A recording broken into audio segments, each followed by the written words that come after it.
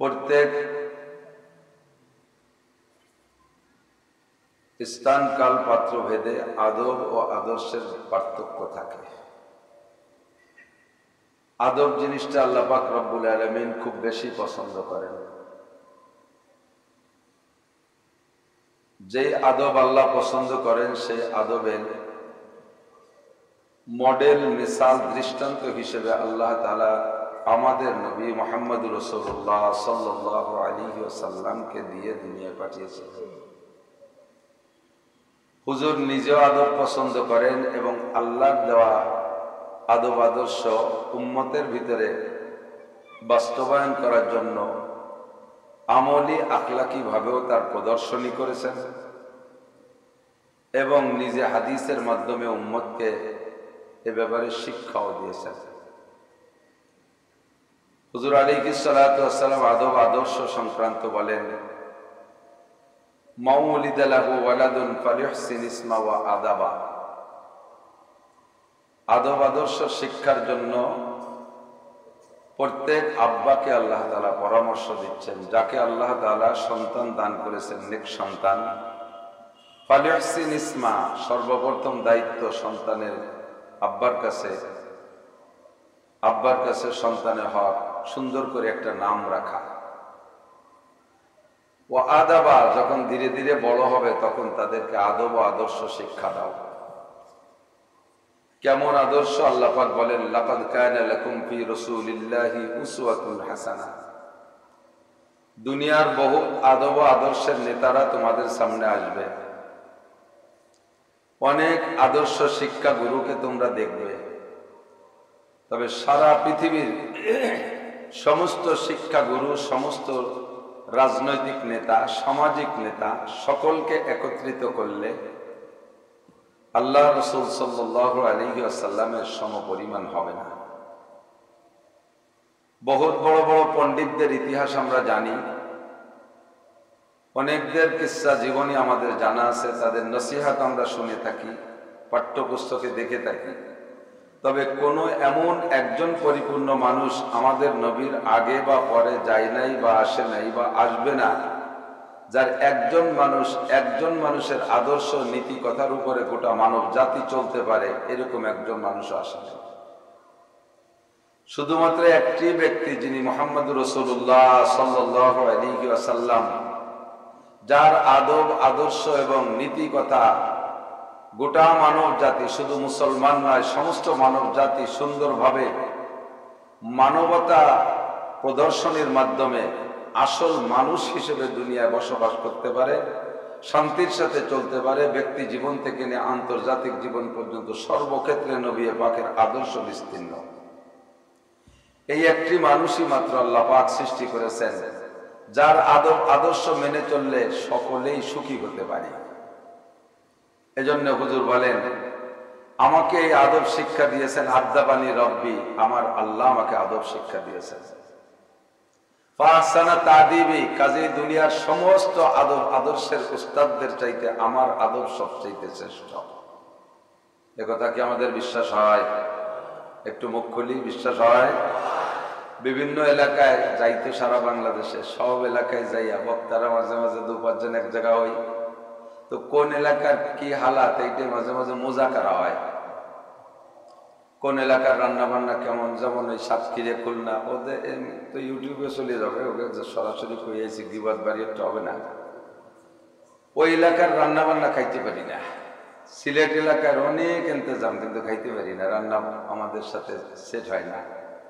বৃহত্তর ফরিদপুরের 5 জেলার রান্না সারা বাংলাদেশের ভিতরে ব্যতিক্রম। এই নিয়ে মাঝে মাঝে গবেষণা করি। কোন এলাকার মানুষ দিনদার কেমন, কোন এলাকার মানুষ মায়া মোহাব্বত বেশি, কোন এলাকার মানুষ সরল সোজা বেশি, মাঝে মাঝে বসলে মুজাকারা হয়। তো তার ভিতরে কোন এলাকার মানুষ ওয়াজ শুনতে দিশে পায় আর দিশে পায় না, এ নিয়েও আমাদের আলোচনায়। তো টোটাল আমাদের গোপালগঞ্জের মানুষ ওয়াজ শুনতে দিশে পায় না, এইটা একটা সাব্যস্ত হয়েছে। ওয়াজ শুনতে দিশে পাওয়ার মানে হলো কথা শুনে বুঝিয়ে মাঝে মাঝে জি, হ্যাঁ, না, ঠিক, বেঠিক, সুবহানাল্লাহ, আলহামদুলিল্লাহ, এটা নিজের পক্ষ থেকে বলে ওঠা, এটা বোঝা যায় যে ওয়াজ শুনতে দিছে ভাই। আর চোখ করে বসে শুনতেছে খুব, কিন্তু এই ফুসফাস মারে না। তাতে বোঝা যায় যে এটা অশুনতে দিশে পায় না। কথা কান ঠিক? অশুনতে দিশে পায় না, এটা ঠিক। প্রয়োজন সাপেক্ষে একটু ঠিক বেঠিক বলা যাবে তো ইনশাআল্লাহ। সবই তো আমার আপনজন, সবই আমার এলাকার মানুষ। আল্লাহ পাক রব্বুল আলামিন আমাদের এই আদব আদর্শ মেনে চলার তৌফিক দান করুন, সবাই বলি আমিন। বয়ানের মজলিসের আদব বহুবার বলছি। হাদিসে জিবরাইল হুজুর আলাইহিস সালাতু ওয়াস সালাম সাহাবায়ে কেরামদেরকে নিয়ে বয়ান করতেন। একদিনের বয়ান হযরত ওমর রাদিয়াল্লাহু তাআলা আনহু বিস্তারিত আলোচনা করতেছেন, লম্বা একটা হাদিস। প্রত্যেকটা হাদিসের কিতাবের মধ্যে আছে। হাদিসখানের নাম হাদিসে জিবরাইল, মানে জিবরিল আলাইহিস সালাম আর হুজুর আলাইহিস সালামের মাঝখানে কথোপকথন হয়েছিল কিছু জরুরি বিষয়ের উপরে।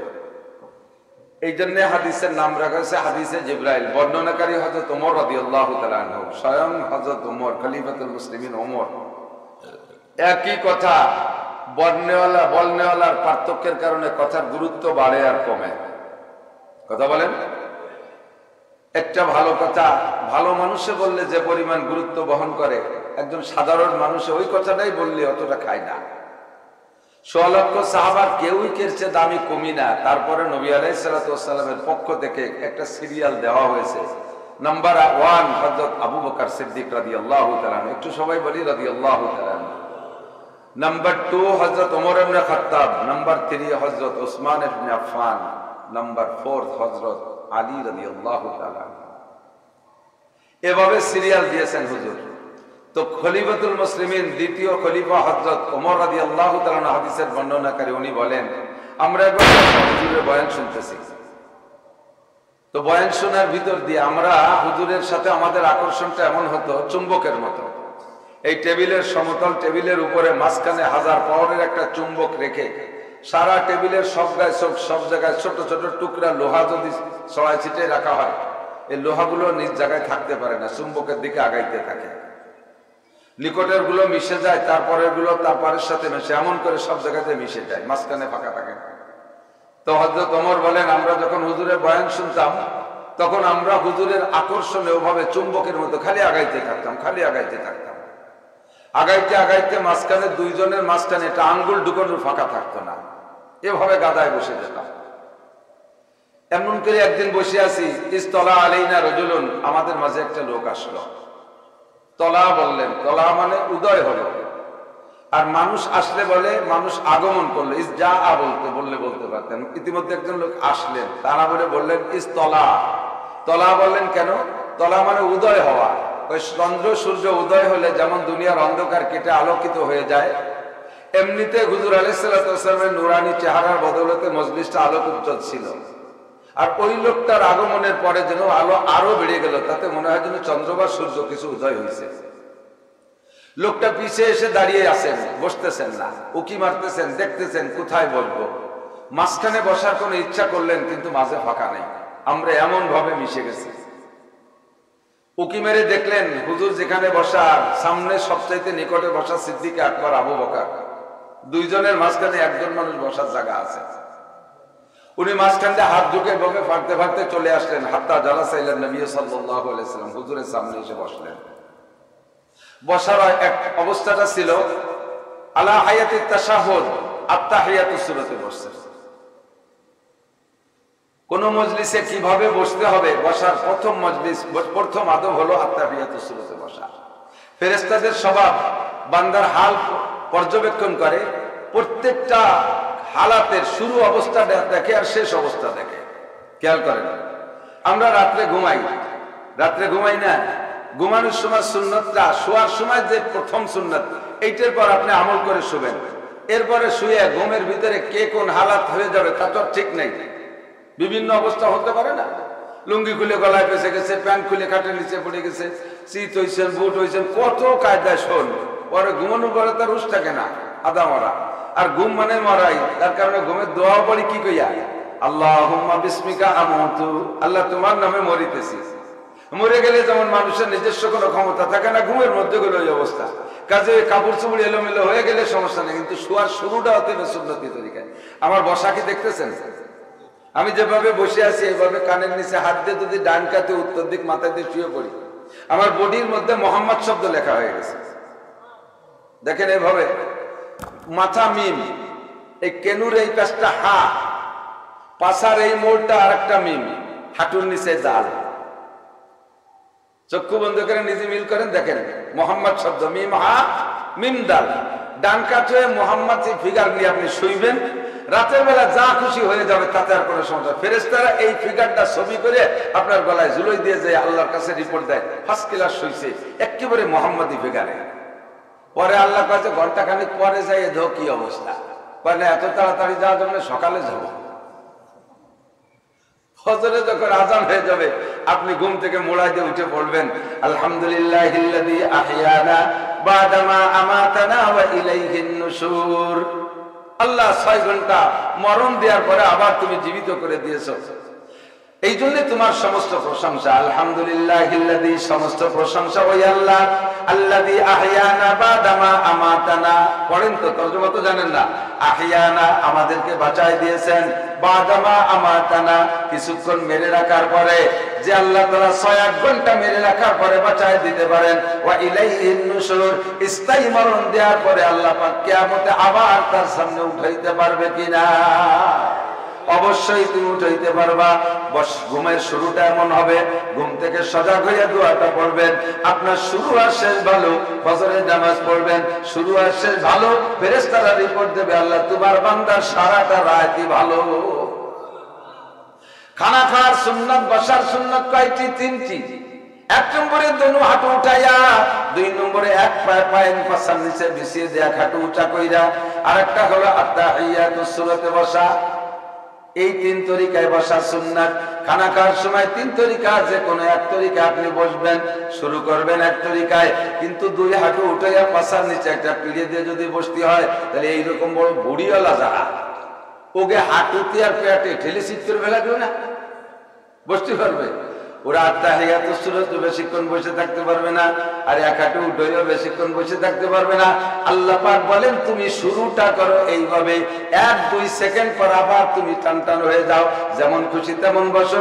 শুরুটা করো সুন্নতি তরিকায়, শেষটা করো সুন্নতি তরিকায়। মাঝখানে তোমার যে কষ্ট হয়, আমি আল্লাহ পাক লা ইউকাল্লিফুল্লাহু নাফসান ইল্লা উসাহা, মানুষকে শক্তির বাহিরে সাধ্যের বাহিরে কোনো চাপ দেই না। বান্দার যেখানে যে কষ্ট হবে, সেখানে যে আমার পক্ষ থেকে ছাড় শুরু হয়ে যাবে, তুমি কষ্ট হবে। এই কষ্ট অবস্থায় তোমারে খাইতে দেবো না, চেয়ার লাগবে বসে খাবা, চেয়ারে উঠে খাবা, সামনে টুল দিয়ে তারপর প্লেট রেখে খাবা, পা দুটো টান করে দিয়ে খাবা, অথবা শুয়ে খাবা। শুরুটা করো সুন্নতি তরিকায়। এইটাই ফেরেশতারা দেখতে চায়, আল্লাহ দেখতে চায়। কুরআন হাদিসের মজলিসে উস্তাদের সামনে, উস্তাদের সামনে পীরের সামনে মুরিদ, উস্তাদের সামনে ছাত্র, বক্তাদের সামনে শ্রোতারা, শুরুটা একবার একটু সুন্নতি কায়দায় বসবেন, এরপরে যেমন খুশি তেমন বসবেন। হযরত জিবরিল আলাইহিস সালাতু ওয়াস সালাম মাঝখানে এসে হাত্তা জালাসা ইলা নবী সাল্লাল্লাহু আলাইহি ওয়াসাল্লাম ফা আসনাদা রুকবাতাইহি ইলা রুকবাতাইহি, ওনার হাঁটু দুটো হুজুরের হাঁটুর সাথে মিশিয়ে দিলেন। ওয়াজা কাফাইহি আলা ফাখিজাইহি, আর হাত দুটো রানের উপরে রাখলেন। লম্বা আলোচনার শেষে যখন জিবরিল চলে গেলেন, সাহাবায়ে কিরামকে নবী পাক জিজ্ঞেস করলেন, আতারিফুনা হাযা, তোমরা কি চিনতে পেরেছো, বুঝতে পেরেছো লোকটা কে এসেছিলেন? হযরত সাহাবায়ে কিরাম বললেন, আল্লাহু ওয়া রাসূলুহু আ'লামু। এটা হলো সাহাবায়ে কিরামদের স্বভাব। লোকটার আচরণ দেখে সবাই বুঝে ফেলেছে এটা আমাদের এলাকার কোনো মানুষ না, এটা দুনিয়ার কোনো মানুষ না, নিশ্চয়ই ফেরেশতা হবে। আর ফেরেশতা হলে প্রশ্ন এবং জবাবের ভাবে বোঝা যায় এটা অন্য কোনো সাধারণ ফেরেশতা না, স্বয়ং জিবরাইলই হবে। এরপর পরও কোনো সাহাবা জবাব দিলেন না, নাহনু নারিফু, নাহনু আরাফনা হাযা জিবরাইল। একথা বলেন নাই যে আমরা জানি নি জিবরাইল। সাহাবায়ে কিরামদের দৈনন্দিন স্বভাব হলো, হুজুর যদি এমন জিজ্ঞাসা করতেন যে বিষয়টা সাহাবায়ে কিরামদের আগের থেকেও জানা আছে, জানা থাকা সত্ত্বেও তারা জানা জবাব দিতেন না, সঙ্গে সঙ্গে বলতেন আল্লাহু ওয়া রাসূলুহু আ'লামু, আল্লাহ আল্লাহর রাসূলই ভালো জানে। আমরা জানলেও জানতে পারি, তবে সবচেয়ে ভালো জানে কে? একটু বলবেন কে? আল্লাহ, আল্লাহ রাসূল। আল্লাহ সবচেয়ে ভালো জানে, তারপরে ভালো জানে রাসূল। এই জন্য এই দুইজনের দিকে ছেড়ে দিতেন। আর আমাদের স্বভাব মাশাআল্লাহ, চার দোকানে তো মাঝে মাঝে বিজয় বসে আশেপাশের দোকানপাটে বসি। আমরা আলেম ওলামারা উপস্থিত থাকতেও যদি কেউ একটা মাসালা আমাদের কাছে জিজ্ঞেস করে, দেখি যে চতুর্দিক দিয়ে মশলায় ওই ঘুরতেছে, বিড়ি খাওয়া মুক্তিরা বিড়ির দুয়ার মশলায় একসাথে সালসি তালে রয়েছে। একটুও ভয় পায় না যে কি বলতেছি, কি দেহে বলি না চুনি বলি না টুও বলি। পাশে একজন বড় আলেম রয়েছে পাইকেন্দ্রী মাদ্রাসার মোহতামিম সাহেব, মুহাদ্দিস সাহেব, তাদের দিকে ঠেলে দিলে পারে হুজুর আপনি কন, তারপর হুজুর আপনি থামেন আমরা কই। আমাদের স্বভাব, সাহাবায়ে কেরামের স্বভাব ছেড়ে দিতেন আল্লাহ আল্লাহ রাসূলের দিকে। নবী পাক বললেন ইন্নাহু জিবরিল, যিনি এতক্ষণ আমার সামনে তোমাদের সামনে এসে কথোপকথন করলেন উনি আর কেউ নয়, উনি হলেন জিবরাইল আলাইহিস সালাম। কেন এসেছিলেন? আতাকুম ইউআল্লিমুকুম দীনাকুম, এসেছিলেন তোমাদেরকে দিন শিক্ষা দেওয়ার জন্য। দিন শিখবা কিভাবে শুরু থেকে শেষ পর্যন্ত, এবং দিন আর ধর্ম কি জিনিস, 4টি প্রশ্নের মাধ্যমে সব কথাগুলো শিক্ষা দিয়েছেন। লম্বা আলোচনা, বসবা কিভাবে, মজলিসের আদব কি, এগুলো শিক্ষা দিয়েছেন। বসাইয়া সুন্দর করে আত্তাহিয়াত সূরাতে বসাইয়া সাহাবায়ে কিরামদেরকে শিক্ষা দিয়ে তারপরে চলে গেছে।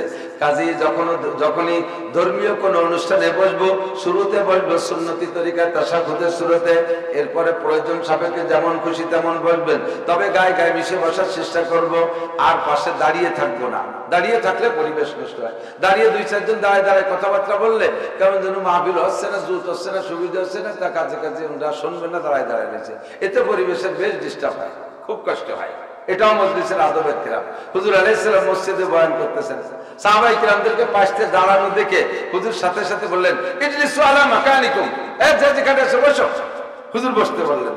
আর সাহাবায়ে কিরামদের স্বভাব তো সামিনা ওয়া আতানা, শুনবো আর মানবো, কোনো প্রশ্ন নাই, কোনো অজুহাত নাই, কোনো অভিযোগ নাই, আর কোনো যুক্তি নেই। কেন বসবো আর কেন বসবো না, এখানে বসার জায়গা মতো না, এখানে বসার যোগ্য না, এগুলো দাঁড়ায় থাকতেন না। যার যার কায়দায় সে এসে বসে পড়ছে। বসার পরে বয়ান শেষ করে হুজুর যখন মজলিস থেকে বের হয়েছে, বাইরে বেরোই দেখে একজন মুরব্বী মাথার উপরে রুমাল মুড়ি দিয়ে বসে রয়েছে। হুজুর কাছে গিয়ে বললেন আসসালামু আলাইকুম মানন্তা সাহেব। মুরব্বী আপনি কে? মুরব্বী মাথার কাপড় সরায় দাঁড়িয়ে সালামের উত্তর দিয়ে বললেন ওয়ালাইকুম সালাম ইয়া রাসূলুল্লাহ, আনা উম্মুকা আব্বাস, ভাতিজা আমি তোমার চাচা আব্বাস বসে আছি। হুজুর বললেন আপনি কি শোনেন নাই, আমি মসজিদের মধ্যে বয়ান করতেছি, সব সাহাবা মসজিদে বসে, আপনি কেন বাইরে বসে আছেন, ভিতরে কেন ঢোকেন নাই? হযরত আব্বাস বললেন ভাতিজা আমি ঘর থেকে খবর পেয়েছি তুমি বয়ান করতেছো, তোমার নুরানি রুহানি বয়ান শোনার জন্য বাড়ি থেকে বেরিয়ে আসছি। এ পর্যন্ত যখন আসছি তখন তোমার একটা বয়ান আমার কানে ভেসে আসছে যে তুমি সেই বয়ানটার পর আমল করার জন্য অর্ডার করতেছো। তখন আমি আমাকে বললাম আব্বাস তুমি তো নবী পাকের বয়ান শুনবার আমল করবা, কাজী যে বয়ানটা আসছে কানে আপাতত এইটার পর আমল করে ফেলো। ওগো আল্লাহর নবী, ওই বয়ানের পর আমল করতে গিয়ে আমি বসে পড়ছি, আর সামনে যাইতে পারি নাই। হুজুর বললেন চাচা যান বয়ানটা কি ছিল? তুমি আমি যখন এ পর্যন্ত আসছি তখন তুমি বলেছিলে ইজলিসু আলা মাকানিকুম, যে যেখানে আছো বসে পড়ো। আমি তখন এখানে ছিলাম, আমি তখন এখানে হেঁটে এসে এ পর্যন্ত দাঁড়িয়েছিলাম, আর আমি এক কদম সামনে বাড়তে পারি নাই, তাই আমি বসে আছি, আর সামনে যাইতে পারি নাই। হুজুর বললেন চাচা যান তাহলে কি বয়ান শুনতে পারছেন কি পারেন নাই? হযরত আব্বাস বললেন ভাতিজা তোমার আওয়াজের মধ্যে আল্লাহ মুজিজা দিয়েছে। 1 লক্ষ মানুষ যদি তোমার সামনে বসে থাকে, নবী পাকের জন্য তো মাইক আর শব্দযন্ত্র ছিল না, সাউন্ড বক্স ছিল না। 1 লক্ষ 100 লক্ষ সাহাবাকে আরাফাতের ময়দানের সামনে নিয়ে নবী খুতবা দিয়েছিলেন। পায়ের কাছে লোকটা যে আওয়াজে শুনেছে, 1 লক্ষ নম্বর পিছের সিরিয়ালের মানুষটা একই আওয়াজে শুনতে পারছে। আব্বাস বলেন ভাতিজা তোমার আওয়াজের মধ্যে মুজিজা আছে, তোমার আওয়াজ পায়ের কাছের জন্য যেমন শোনে, দূরের মানুষও তেমন শোনে। যাহা বয়ান করেছে সব আমি শুনেছি, আর প্রতিজ্ঞা করেছি তোমার জীবনেতে তোমার থেকে যা শুনবো সারা জীবন সব কথার পর আমল করব। নবী পাক বুকের সাথে জড়িয়ে ধরে হযরত আব্বাসের কপালে চুমো খেয়ে বললেন মান তাশাব্বাহা বিকওমিন ফাহুয়া মিনহুম, যার সাথে যার মিল হবে তার সাথে তার হাসর হবে, যার সাথে যার মিল হবে তার সাথে তার হাসর হবে। হযরত আব্বাস রাদিয়াল্লাহু তাআলা আনহু জান্নাতি, এর মধ্যে কোনো সন্দেহ নাই। আব্বাসের এই বসে পড়ার আমলটার সাথে যদি আমার জিন্দেগির একটা আমলও মিল করতে পারি, কিয়ামতে বলতে পারবো আমার আমল সাহাবায়ে কেরামদের আমলের সাথে মিলাইছি। আল্লাহ তুমি এই ওসিলায় আমাকে জান্নাতি করে দাও, বলেন আমিন। কাজেই কখনো কোনো মজলিসের কাছে গিয়ে দাঁড়িয়ে থাকবো না, বসে পড়বো। সংক্ষিপ্ত কথা, রাত বেশি বাড়ানো যাবে না, আমাদের ডিআইজি সাহেবের সিদ্ধান্ত। এবং আমাদের হযরত পিসা হুজুর আব্দুল মতিন সাহেব দাওয়াত বরকাতুল আলিয়া যার অনুসরণ আমরা অনেকেই করে থাকি। আমাদের ডিআইজি সাহেব, মোহতারাম সাহেব, আমরা ওলামায়ে কেরামকে অনেক শ্রদ্ধা করি, অনেক হাজারো লাখ ওলামায়ে কেরামের পীর। হযরতেরও নিয়ম এরকমই, গভীর রাত মাহফিল না করা। কাজেই অল্প রাতের ভিতরে, এবং আগামীকাল রাত্রে মাহফিল হবে, আরো ওলামায়ে কেরাম আসবে, বেশিক্ষণ কষ্ট দেব না। আমি সূরা হাশরের 2 নম্বর আয়াতের একেবারে শেষ অংশ ছোট্ট করে পড়েছি, মাত্র 4 শব্দের একটা শব্দ পড়েছি। ফাতাবিরু একটা, ফাতাবিরু ইয়া উলিল আবসার, ইয়া একটা হরফে নিদা, উলি একটা শব্দ, আর আবসার আর একটা শব্দ। 4টে শব্দ আমি কোরআন শরীফ থেকে পড়েছি। তরজমা হলো, আগে তরজমাটা শুনে নেই। আল্লাহ পাক রব্বুল আলামিন বলেন, ফাতাবিরু ইয়া উলিল আবসার, তোমাদের যদি জ্ঞান থাকে, তোমাদের যদি জ্ঞান থাকে, যদি বুদ্ধি থাকে, আকল থাকে, বিবেক থাকে, তাহলে তোমরা উপদেশ গ্রহণ করো। পিছনে আল্লাহ তাআলা হাজারো নিদর্শন, হাজারো দৃষ্টান্ত জগতে পেশ করে রেখেছেন, যা ইতিহাস থেকে পড়লে পাবেন, কারো কাছ থেকে শুনে থাকবেন। যে ইতিহাসের ভিতরে 2টা দিক আছে, পজিটিভ একটা দিক আছে, পজিটিভ ইতিহাস, আবার নেগেটিভ ইতিহাস আছে। হাজারো দিনদার, ইমানদার, পরহেজগার নবী রাসূলদের ইতিহাস, সাহাবায়ে কেরামদের ইতিহাস, তাবেঈনদের ইতিহাস, তবে তাবেঈনদের ইতিহাস, বড় বড় আল্লাহ ওয়ালি বুজুর্গ মহিলাদের ইতিহাস, আয়েশার ইতিহাস, ফাতেমার ইতিহাস, খাদিজার ইতিহাস, রহিমার ইতিহাস, আসিয়ার ইতিহাস, মারিয়ামের ইতিহাস, হযরত নূহ আলাইহিস সালামের ইতিহাস, ইউসুফ আলাইহিস সালামের ইতিহাস, তারপরে ইব্রাহিম আলাইহিস সালামের ইতিহাস, এই সমস্ত বুজুর্গানে দিনের বড়দের ইতিহাসও আল্লাহ তাআলা কোরআন এবং নবী পাক হাদিসের ভিতরে আমাদের কাছে পেশ করেছেন। পাশাপাশি এগেনস্টে বহুত বহুত বেঈমান বদমাশদের ইতিহাস আল্লাহ তাআলা দুনিয়ায় তৈরি করে রেখেছেন। নমরুদের ইতিহাস, কারুনের ইতিহাস, ফিরাউনের ইতিহাস, সাদ্দাদের ইতিহাস, আবু জাহেলের ইতিহাস, আবু লাহেব, আবু লাহাব, উতবা, সাইবা, ওলীদ ইবনে মুগীরা, হাজারো কাফেরদের হাজারো ইতিহাস আমাদের পিছনে চলে গেছে। অনেকটাই আমরা জানি, কথা বলেন, অনেকটাই আমরা জানি। বলতে গেলে বক্তার বাচন ভঙ্গির পর নির্ভর করে, যদি বক্তা একটু মায়াবী কণ্ঠে কেঁদে কেঁদে বলে, তাহলে শুনলে একটু চোখের পানি আসে, একটু কান্না আসে, এ পর্যন্তই শেষ। আবার যদি বাচন ভঙ্গির ভিতরে একটু রস থাকে, তাহলে একটু হাসি আনন্দের ভিতরে শুনি, ও পর্যন্তই শেষ। আল্লাহ পাক বলেন না, ফাতাবিরু ইয়া উলিল আবসার, পিছনের ইতিহাস থেকে তোমরা ইবরত গ্রহণ করো, শিক্ষা গ্রহণ করো। মুহাদ্দিস ইব্রাহিম খলিলুল্লাহ আলাইহিস সালাতু ওয়াস সালামের সময় ছিলেন তৎকালীন সারা পৃথিবীর রাজা, সারা পৃথিবীর রাজত্ব চালাইছে, গোটা পৃথিবীর রাজত্ব চালাইছে 4 জন, মুসলমানদের মধ্যে 2 জন, আর কাফেরদের মধ্যে 2 জন। মুসলমানদের মধ্যে একজন হযরত সুলাইমান আলাইহিস সালাতু ওয়াস সালাম, আর একজন ছিলেন ইস্কান্দার যুলকারনাইন আলাইহিস সালাম। কাফেরদের মধ্যে 2 জন, একজনের নাম মিস্টার নমরুদ, আর একজনের নাম ছিল বুকতে নসর।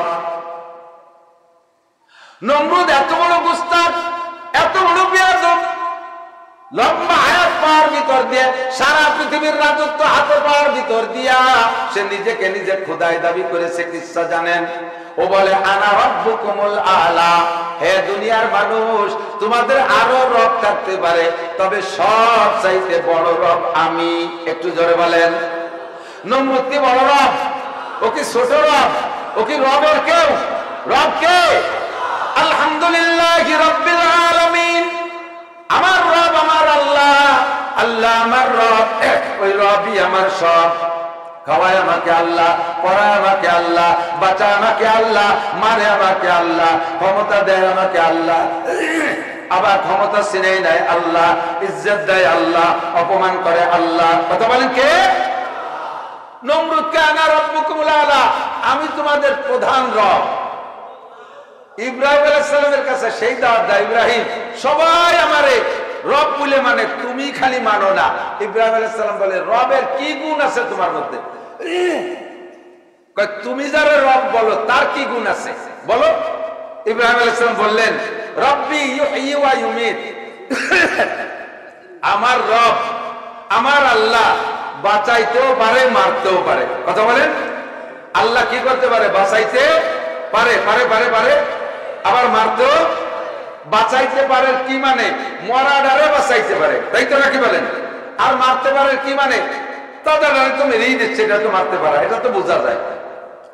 নমরুদকে যখন ইব্রাহিম আলাইহিস সালাম বললেন, ইন্না রাব্বি ইউহয়ি ওয়া ইউমীত, আমার রব মারেও বাঁচায়, নমরুদ কয়, ওয়া আনা উহয়ি ওয়া উমীত, আমিও মারতে বাঁচাতে পারি।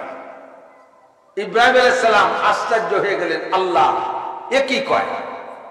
তো ইব্রাহিম আলাইহিস সালাম বললেন, ঠিক আছে, তো তুমি একটু মারি বাঁচায় দেখাও। নমরুদ জেল দারোগার অর্ডার দিয়েছে, 2টা আসামি নিয়ে আসবা, যেই 2টা আসামির সম্পর্কে রায় হয়ে গেছে, একটার ফাঁসির রায় আর একটার বেকসুর খালাস, এরকম 2টি আসামি নিয়ে আসো। 2টা আসামির আইনা নমরুদের সামনে দেশে বলছে যে স্যার, এইটার ফাঁসির অর্ডার, এর একটু বাদে ফাঁসি দেওয়ার কথা, আর এইটাকে বেকসুর খালাস করে দেওয়ার অর্ডার। তো নমরুদ এবার ইব্রাহিম আলাইহিস সালাম বলতেছে, বুঝছো বাবা, এইটার ফাঁসি দিতে হবে, মরবে, আর এইটাকে বেকসুর ছেড়ে দিতে হবে, বেকসুর খালাস, এ বাঁচবে।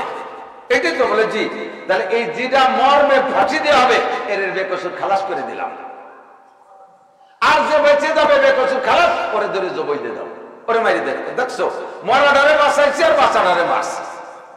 ইব্রাহিম আলাইহিস সালামকে, আল্লাহ তুমি এত বড় ধামড়ারে এত বড় দেশের রাজা বানাইছো, তা বোঝে না।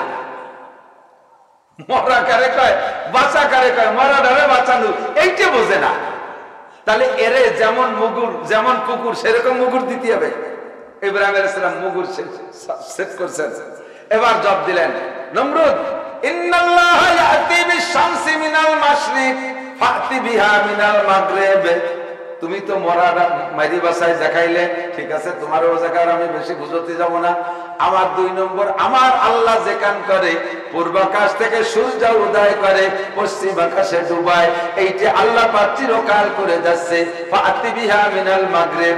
এবার তুমিও যদি রব হও, তাহলে সূর্যটাকে পূর্ব আকাশ থেকে পশ্চিম দিকে উঠায় আনো, করো, এইটা করো। আমার আল্লাহ এই দিক দিয়ে ওই দিক না, তুমি ওই দিক দিয়ে এই দিক আনো, উল্টো করো। ও যত যদি বুদ্ধিমান হতো, ও যদি জ্ঞানী হতো, তাহলে ও কি বলতো কন্ত, আমি একদিন পূর্ব দিকে উঠেছি, তোর আল্লাহ পারলি ওই দিক দিয়ে আনিস, আনো, এই করবে না। ভাবহিত আল্লাহ দিয়ে আবার কাবা এ আবার আউরি বসে, না তাই কি হয় নাকি, বললি তো বলতে পারে। আর ও যদি বলতো যে আমি এতদিন এই দিক দিয়ে উঠে ওই দিক ডুবাইছি, তোমার আল্লাহ পারলি ফেরত আনুক, তাহলে ইব্রাহিম আলাইহিস সালাম আল্লাহ পাককে বললে আল্লাহ কি উল্টো দিক দিয়ে উঠাইতে পারতেন কি পারতেন না? কথা বলেন, পারতেন। বিভিন্ন প্রশ্নে আটকে গেছে। লাস্ট ফিনিশিং যাইয়া যখন ইব্রাহিম আলাইহিস সালামকে বায়াস করতে পারেই নাই, ইব্রাহিম আলাইহিস সালামকে হেরে যাচ্ছে, এবার সিদ্ধান্ত নিয়েছে আল্লাহকে মারতে হবে। কিসসা জানেন, সেখান থেকে ব্যাক করে আইসা আল্লাহরে মারতে পারে নাই। এরপরে ইব্রাহিম আলাইহিস সালাম যে দাওয়াত দিয়েছে, ওনার আব্বাজিতে আজর সব সহ দাওয়াত দিয়েছে, আমাদের একটা মেলা আছে, ওদের একটা মেলা হয়, বাৎসরিক মেলা, ওই মেলায় যাইতে হবে। তো সবাই চলে গেছে, ইব্রাহিম আলাইহিস সালাম দাওয়াত দিয়েছে। উনি কয় যে ইন্নী সাকিম, আমি অসুস্থ। আসলে শারীরিক ভাবে সুস্থ, কিন্তু মনের দিক দিয়ে মূর্তি পূজায় যাব আর এই কাফেরদের সাথে মেলায় যাব, এটা হতে পারে না। এই জন্য মনের দিক দিয়ে দুর্বল, মনের দিক দিয়ে অশান্তি, উনি যায়নি। সব চলে গেছে, উনি একা রয়ে গেছে। সুযোগ পাইছে, মন্দিরে যাইয়া ঢুকে দেখে সব মূর্তি দাঁড়ানো। বড় মূর্তির কাঁধে, ওকে যে মূর্তির ভিতরে যায় না, কুড়োল একখান এরকম রয়েছে কাইতইয়া, এই কুড়োল একখান নিয়ে যাইয়া উনি একের পর এক ছোট মূর্তি সবগুলোকে কোপায় কোপায় ভাঙছে। ভাঙিয়ে বড়টার কাঁধে কুড়োল বাঁধাই থুয়ে উনি চলিয়েছে। ওরা মেলা শেষ করে আইসা এবার মন্দিরের থেকে খবর আসছে, আমাদের ভগবান দেবদেবীকে শেষ করে দিছে। কে করছে? খবর নিতে নিতে এবার সন্দেহ করে ইব্রাহিম আলাইহিস সালামকে দোষারোপ করছে। ভাই, একটা ছেলে আমাদের জানা ছিল, ওই ছেলেটা আমাদের দেবদেবীকে মানে না, ও মেলায় যায় না, সম্ভবত ওরই কাম। ইব্রাহিম আলাইহিস সালামকে ডেকে বলে, হে ইব্রাহিম, মান ফাআলা বিআলিহাতিনা হাদা, আমাদের এই রবের সাথে, আমাদের এই দেবদেবীর সাথে এই আচরণ কে করেছে? ইব্রাহিম আলাইহিস সালাম বললেন, বাল ফাআলাহুম কাবীরুহুম, বাল ফাআলাহুম কাবীরুহুম, একাদ তোমরা অন্য কেউ দোষারোপ করো না, তোমাদের ওই দেবদেবীর ভিতরে বড় যেটা আছে সেই এই কাম করছে। দেখো ছোটগুলোরে মারিয়ে টেনে কুড়োল গাড়ে করে দাঁড়ায় রয়েছে।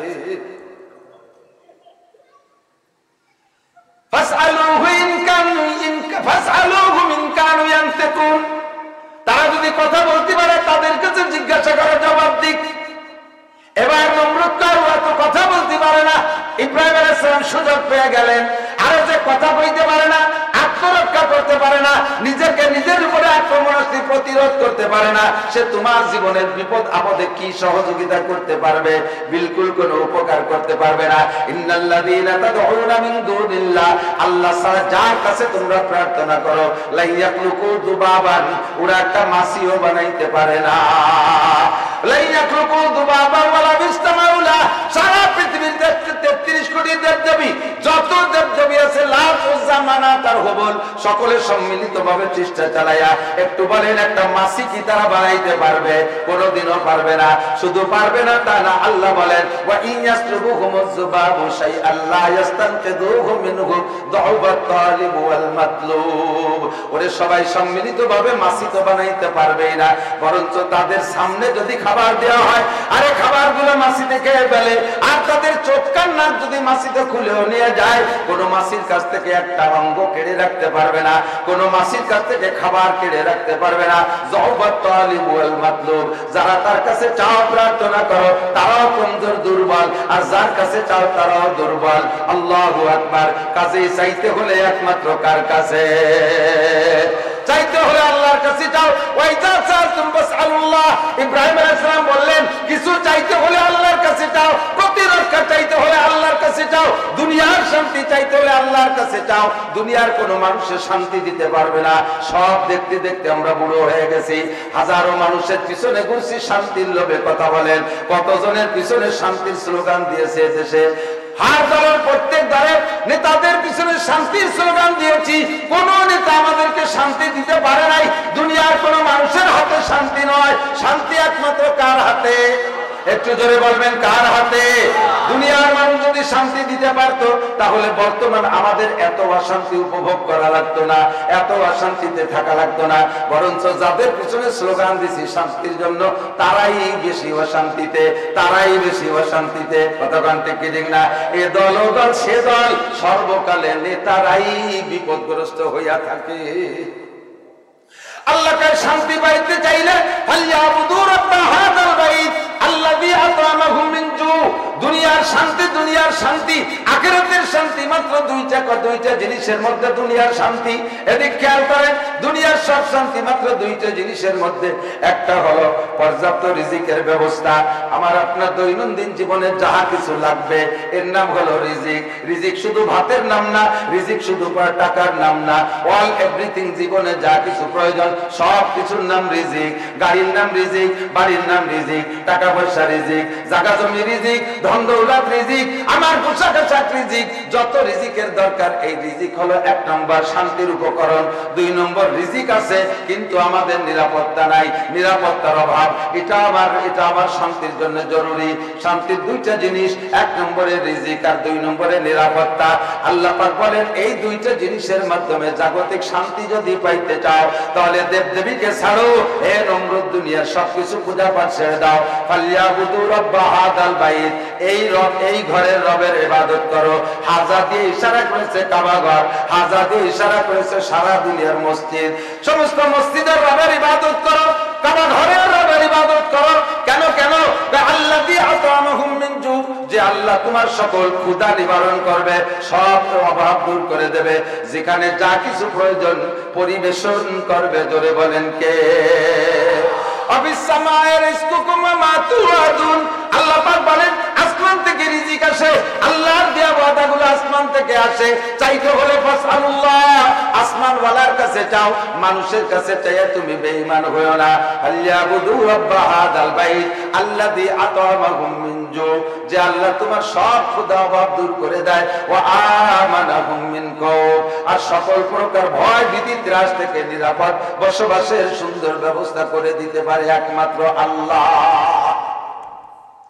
আর্মিরা নিরাপত্তা দিতে পারে না, র্যাবে নিরাপত্তা দিতে পারে না, পুলিশে নিরাপত্তা দিতে পারে না, বিডিআরে নিরাপত্তা দিতে পারে না, কোন প্রশাসনে নিরাপত্তা দিতে পারে না। এদের হাতে আল্লাহ পাক সেই পরিমাণ ক্ষমতা দেয় নাই। নিরাপত্তা দেনেওয়ালা একমাত্র আল্লাহ। কথা বলেন ঠিক কি ঠিক না? এই শান্তি, নিরাপত্তা আর রিজিক যদি পাইতে হয়, ফালইয়াবুদু রাব্ব হাযাল বাইত, এই ঘরের রবের ইবাদত করো। লা তুশরিক বিল্লাহ, আল্লাহর সাথে কেউ শিরিক করবা না।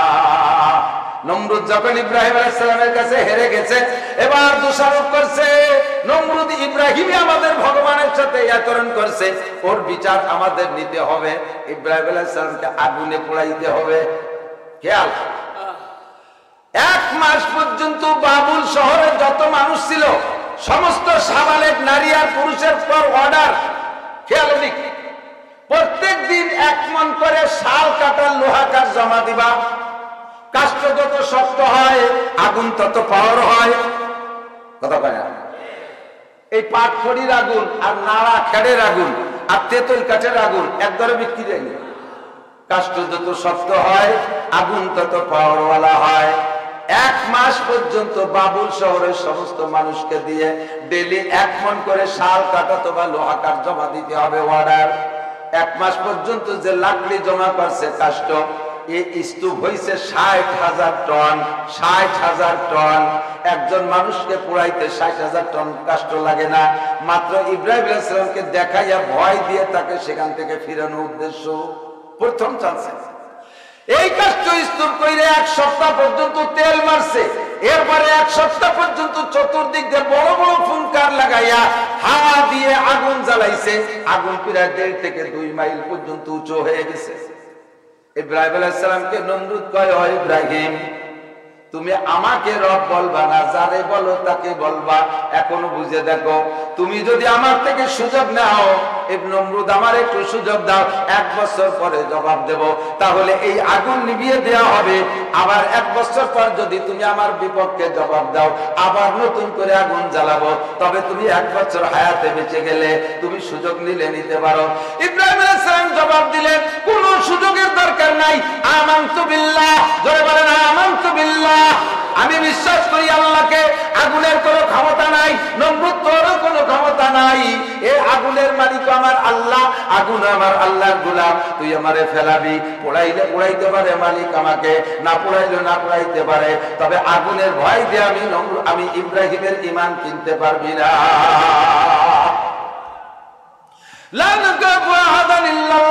আল্লাহ ছাড়া কেউকে ভয় পাই। একটু জোরে বলেন পাই।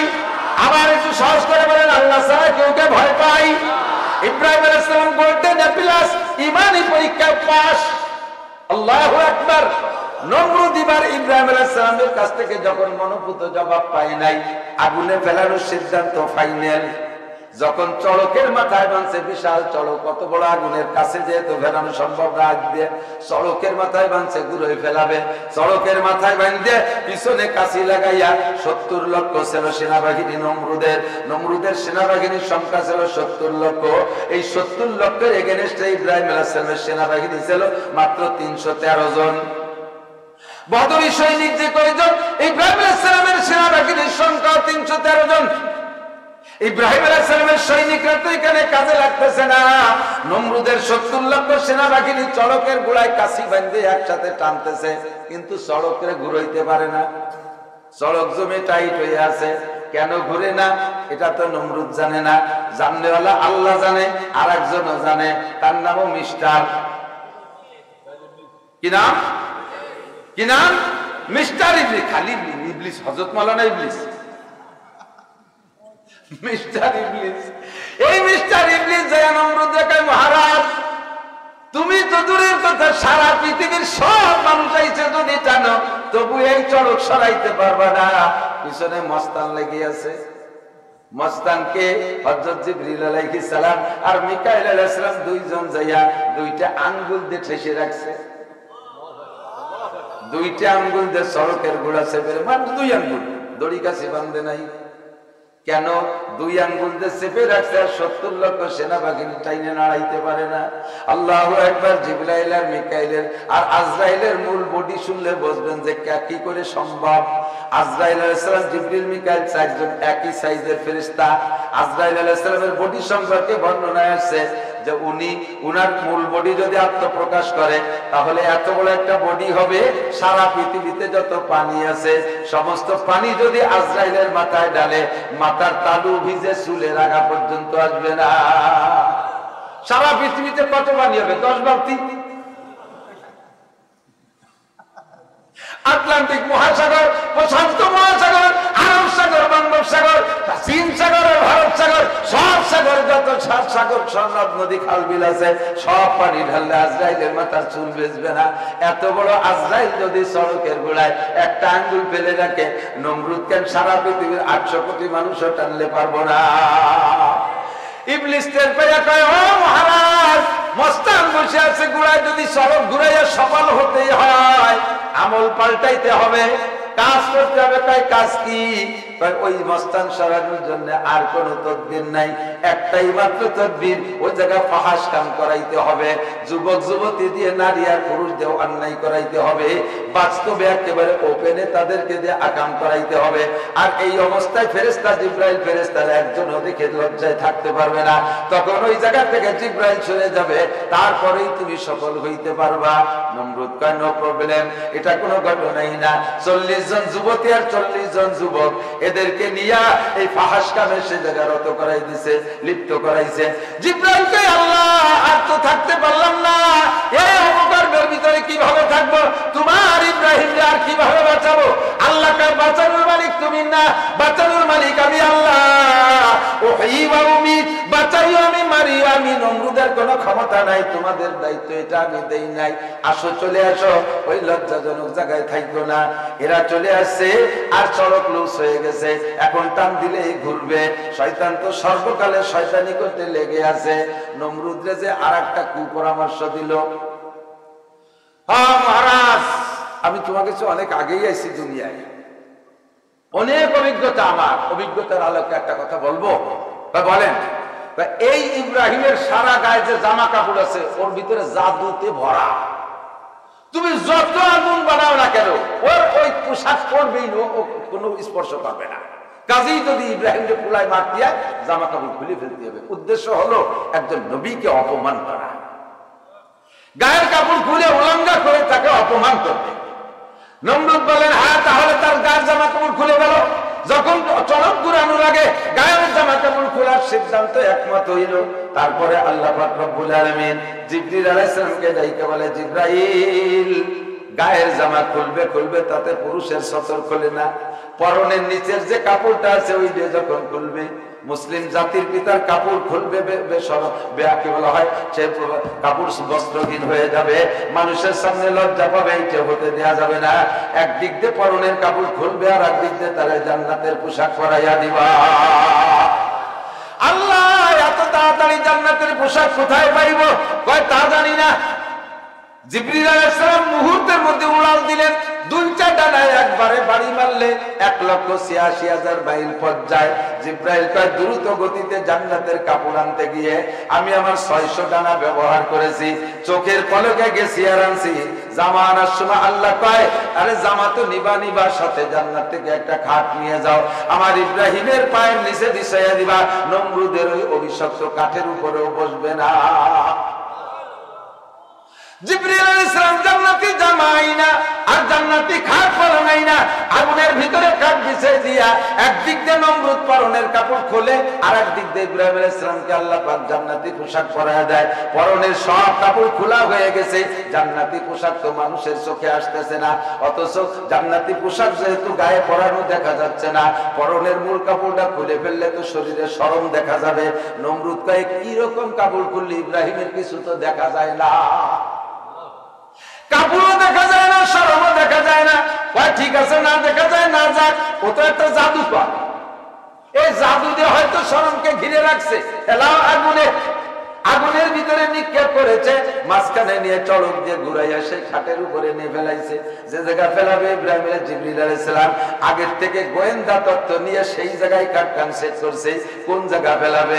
খাটের উপরে বানাসে বসাই দিছে, ইব্রাহিম আলাইহিস সালাম খাটের উপরে বসা, এক খাটের এক কোণায় জিবরিল আলাইহিস সালাম বসা। একটু বলেন না সুবহানাল্লাহ। আগুন দুইজনের গায়ে সরে গেছে, ফেরেশতারা নারায় তাকবীর দিচ্ছে, ফেরেশতারাও জানে না যে পড়বে না। আসলে ইমানদার জিনরাও কাঁদতেছে, যত আশপাশে যত প্রাণী চোখের সামনে আসছিল তারাও কাঁদতেছে, আল্লাহ তোমার খলিলরে আগুনে পোড়ায়, তোমার শত্রু পোড়ায়, তুমি আল্লাহ কি দেখো না? আল্লাহকে আমি দেখি না, মানে আমার হুকুম, আমার হুকুম দিতে যে দেরি, একটু দেরি হবে না বাস্তবায়ন হইতে।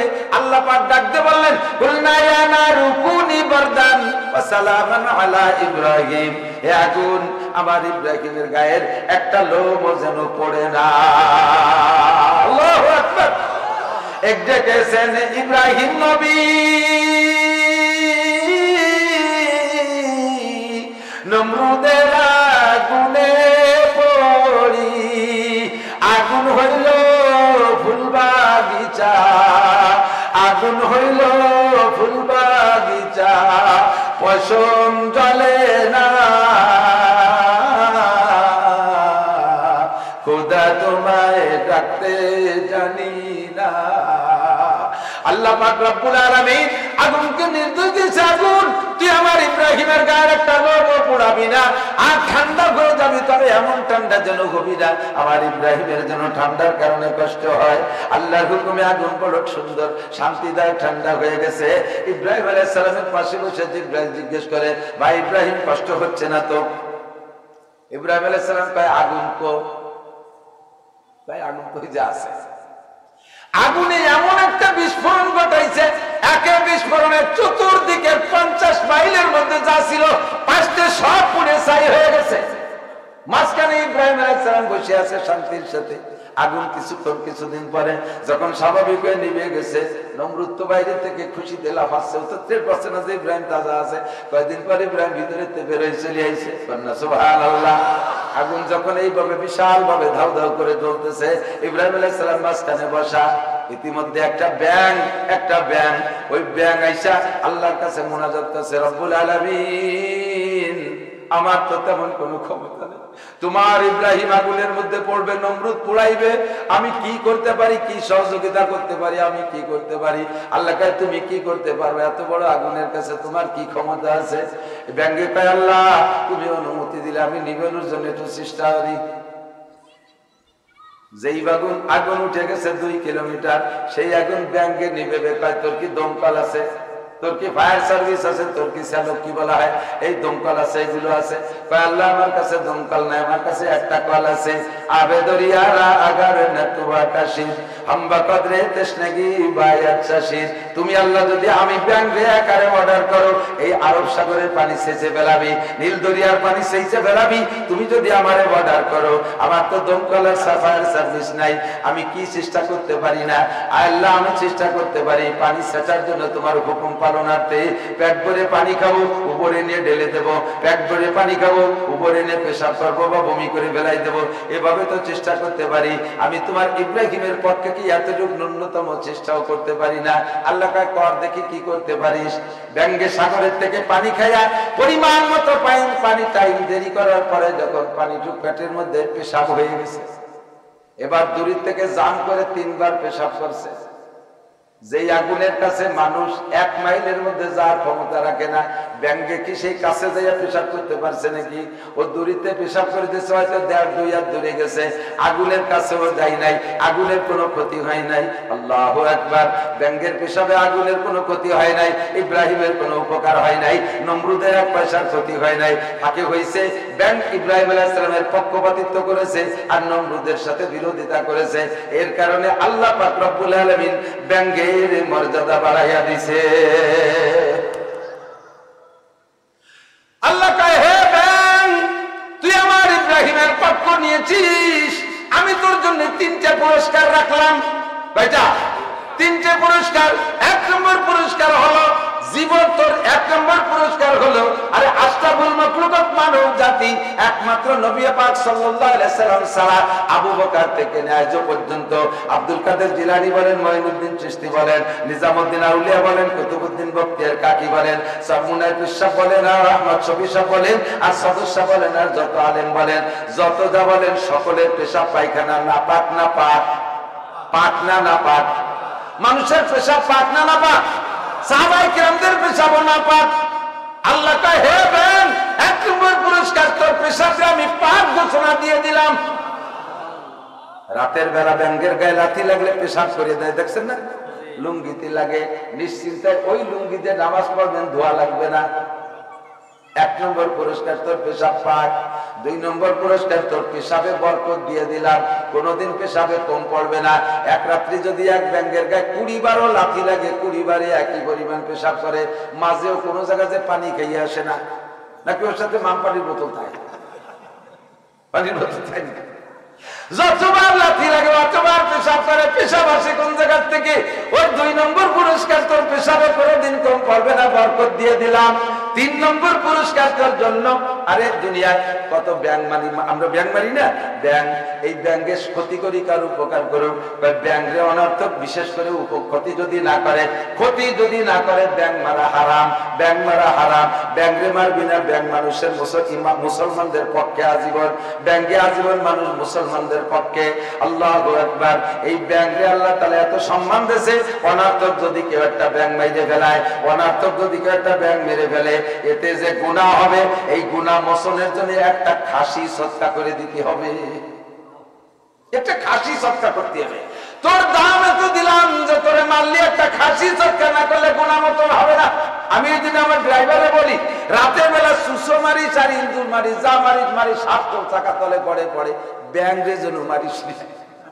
আরে রাতভর চিল্লে বেলা যা কামাই হচ্ছে, ও সদকা দিতে দিতে শেষ হয়েছে। রাস্তায় তো শত শত ব্যাঙের সাথে সাক্ষাৎ, ব্যাঙের সম্মান কে দেশে? আল্লাহু আকবার। আবেদরিয়ালা আগার নতুয়া কাশির হামবা কদরে তশকি বায়াত শাশিদ। আল্লাহ আল্লাহ আল্লাহ বলতে গেলে অনেক হিসাব নিকাশ করে কথা বলা লাগে। বর্তমান সময় খুব হিসাব নিকাশের সময়। সাবধান থাকবো, সতর্ক থাকবো, আমার কোনো কারণে যেন ধর্মের ক্ষতি না হয়ে যায়, আমার কোনো আচরণে যেন ইসলামের ক্ষতি না হয়। কথা বলেন ঠিক ঠিক না? আমার গোপালগঞ্জের বন্ধুরা, আমার গোপালগঞ্জের বন্ধুরা, আমার নিজস্ব গ্রাম এলাকার বন্ধুরা, সাবধান থাকতে হবে। আমি যা কিছু করি না করি, রাজনীতি করি, ধর্মনীতি করি, সবকিছুর ভিতর দিয়ে যেন আল্লাহ আল্লাহ রসুলের সাথে বিয়াদবি না হইয়া যায়। আখিরাতে আমার কোনো নেতা বাঁচাইতে পারবে না, বাঁচানো হলে একমাত্র কে?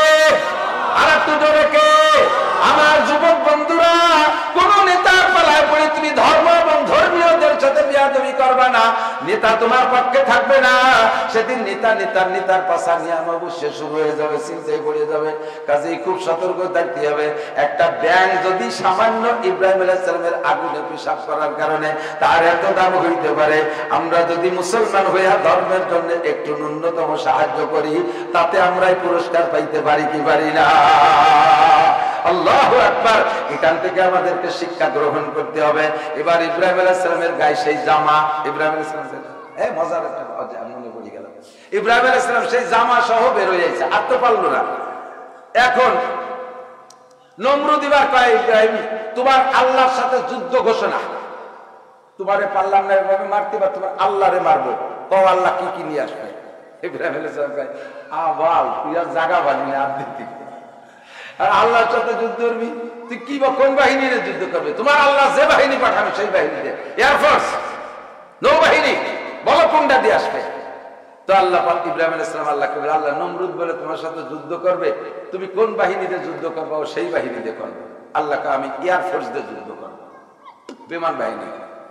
মশা উপরে আসবে মাত্র 1000 টাকা,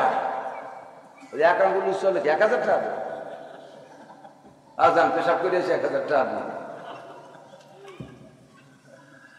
আল্লাহ নমরুদ কয় আমি যুদ্ধ করবো। আল্লাহ পাক রব্বুল আলামিন ঠিক আছে আমি বিমান বাহিনী পাঠিয়ে দিলাম। মশা কিসা জানেন? একটু তরদাল্লিল বাপ বলি, খেয়াল রাখেন। একজাক মশা আইছে, ইব্রাহিম আলাইহিস সালাম কয় ওই যে আমার আল্লাহর সেনাবাহিনী আইছে। নমরুদের সেনাবাহিনী তো 70 লক্ষ বলা হয়েছে না, 70 লক্ষ। এরপরে এই মশা বাহিনী দিয়ে ওরা আহিত করেছে, ও তো হাতে ডলি মেরি ফেলে দেবে। খুদার কুদরতি ডেঙ্গু মশা। ইব্রাহিম আলাইহিস সালাম আল্লাহ বলতেছেন এর আগে কোন জায়গায় ল্যান্ড করবো নাকি একবারই মাইর শুরু করে দেবে? হাজী সাহেব যারা গেছেন বদরে গেছেন, বদরে যা হাজী কেউ আছেন নাকি? বদরে যা হাজী মদিনার থেকে বদরে যায়। বদরে গেলে বদরের যুদ্ধ প্রান্ত যেখানে যুদ্ধ হয়েছে ওর 3-4 কিলোমিটার আগে বা 5 কিলোমিটার আগে একটা পাহাড় আছে, আরো অনেক আছে। একটা পাহাড়ের নাম জাবালে মালাইকা। বদরের যুদ্ধে মুসলমানদের পক্ষে 5000 ফেরেশতা মুসলমানদের পক্ষ হইয়া কাফেরদের বিপক্ষে লড়াই করেছিল। এই 5000 ফেরেশতা ডাইরেক্ট বদরে আসে নাই, বদরের আগে ওই পাহাড় বালুর পাহাড়, সে বালুও কি আল্লাহু আকবার স্বর্ণের মতো চিকচিক করতেছে, একেবারে হুবহু 1 নম্বর 22 ক্যারেট স্বর্ণের মতো চকচকে। এই বালুর পাহাড়ের উপরে 5000 ফেরেশতা আগে অবতরণ করছে, ল্যান্ড করছে, ওখান থেকে যাইয়ে যুদ্ধ করছে। তো ইব্রাহিম আলাইহিস সালামকে আল্লাহ বললেন, এই আমি কি আলাদা কোন জায়গায় ল্যান্ড করাবো, পরে আস্তে আস্তে পাঠাবো, না কোন সিস্টেমে? তা আল্লাহ পাক বললেন ইব্রাহিম আলাইহিস সালাম, আল্লাহ তুমি যেভাবে সিদ্ধান্ত নাও। আল্লাহ কয় না, অন্য কোন জায়গা না, ওই নমরুদের প্রত্যেকটা সৈনিকের মাথা আমার এই এয়ারফোর্সের এক একজনের জন্য এয়ারপোর্ট ওখানে ল্যান্ড করবে, ওখানে মাইক মেরে দেবে। মাথায় পড়েই কাল বিলম্ব নাই, ফরাক করে নাকের মধ্যে দিয়ে ঢুকে যায়, ডলা দেওয়ার সুযোগ নাই, ফরাক করে নাকের মধ্যে দিয়ে ঢুকে যায়। আল্লাহ মারতি মারতি সবগুলোর শেষ একটা মশার একটা শয়তান বেঁচে আছে, নমরুদ। এই শয়তান ওই মশাটা আল্লাহর কাছে আগের থেকেই কইয়াছি, আল্লাহ আমি কিন্তু নমরুদরে মারবো, আর সবাই নিষেধ করে দেবো, ওরা অন্যগুলো মারে জন্য, আমি কিন্তু নমরুদরে মারবো। ওই মশায় ধাওয়া মারছে নমরুদরে, সব মারা দেখে এখন তার টিকতে পারতেছে না, বাড়ির দিকে দৌড়ে যে ভয়তে বাথরুমে যে পায়খানা করে দিচ্ছে। আর এই মশাটা সিদ্ধান্ত নিছে যে সবাই ঢুকছে নাক দিয়ে, আমি ঢুকবো উল্টো দিক দিয়ে। উল্টো দিক দিয়ে ঢুকতে যে পায়খানার ঘষায় ওর ট্যাং এখান পেঁচে গেছে, ওর রাগ আরো বেড়ে গেছে, শয়তান না তুই এবারে পঙ্গু বানাই ফেললি, তোরে আমি শেষ করবো। এবার নাক দিয়েই ঢুকছে, ঢুকে মগজের মধ্যে মায়ের শুরু করছে, হেসে উড়ে দেওয়ার জিনিস না।